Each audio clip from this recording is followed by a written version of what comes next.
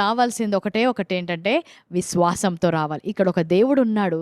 ఆ దేవుడు నా ప్రార్థన ఆలకిస్తాడు.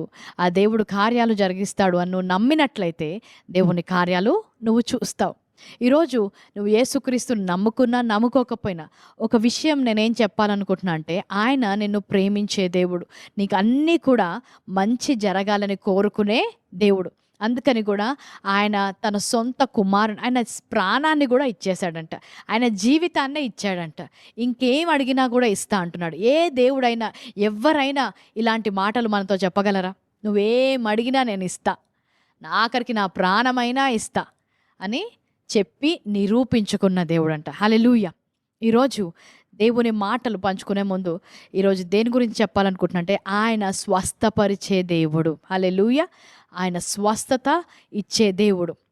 ఎంతోసార్లు ఇక్కడికి వచ్చినప్పుడు, స్వస్థత కోసం వచ్చినప్పుడు మొదటిగా మీరు నమ్మాల్సింది ఏంటంటే, ఆయన నిన్ను స్వస్థపరచడానికి సిద్ధంగా ఉన్నాడు. నీవు స్వస్థత స్వీకరించడానికి నువ్వు సిద్ధంగా ఉన్నారా?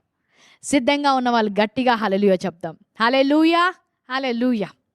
చూడండి, మత్తయి సువార్త 8వ అధ్యాయము 2-3 వచనాలు చదువుకుందాం. ఈరోజు దేవుని కార్యాలు మన మధ్యలో జరగబోతున్నాయి. గొప్ప స్వస్థతలు ఇక్కడ జరుగుతాయి. అది మేము ముందుగానే చూసాం. ప్రార్థనలు దేవుడు బయలుపరిచాడు. ఈరోజు ఎలాంటి అనారోగ్యంతో వచ్చినా కూడా దేవుడు నిన్ను ముట్టబోతున్నాడు. హల్లెలూయా. దేవునికి మహిమ కలుగును గాక. మత్తయి సువార్త 8వ అధ్యాయం 2-3 వచనాల్లో ఒక కుష్ఠరోగి వచ్చి యేసుక్రీస్తుని అడుగుతున్నాడు, దేవా నీకు ఇష్టమైతే నన్ను శుద్ధీకరించ